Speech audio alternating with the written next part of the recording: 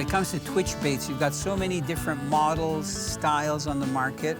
I've really had good luck over the last 30 years or over, ever since twitch baits have come on the market, with a lot of the Rapala series. This is their new ripstop right here. You can see it's got that little tail action. And this is the original. You know, I used to twitch lures before twitch baits ever came on the market. So the original number 7 Rapala is an amazing lure that you can fish at any depth. The biggest difference between the two is the ripstop is neutral buoyancy. So when you're twitching it and you stop, it stays there. It will eventually come up slowly, but it literally hangs in one spot. The floating Rapala is ideal if you're fishing over weeds or you're fishing in really shallow water, structure, or along the shorelines, because as soon as you stop twitching it, it has a pretty fast rise ratio. And sometimes you want that so you don't get caught up.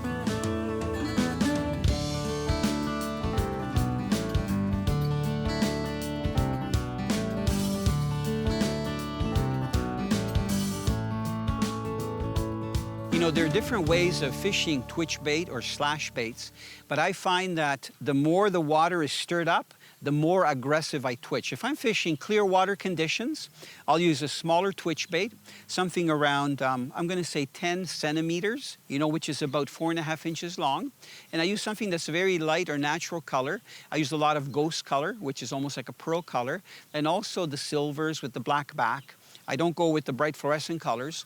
And in between my twitches, I do a lot of pausing, because a lot of times I find that in clear water, the fish are a little bit more suspicious. So they'll come in and you'll see them in the distance, or they'll follow sometimes 4 or 5 feet behind. And that's where you do a couple of twitches and pause, a couple of twitches and pause.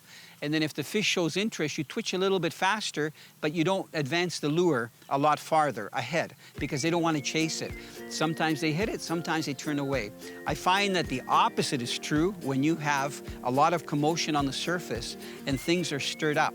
I think the smallmouth gets so excited when they see a flash, so the faster you twitch it, the more consistently that lure is going left and right and away from them, it just turns them on, they speed up and there's no follows, they just smack it.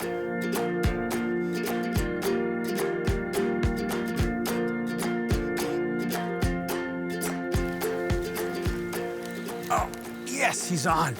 Man, that fish hit and it came, oh, right on the surface, came right at me.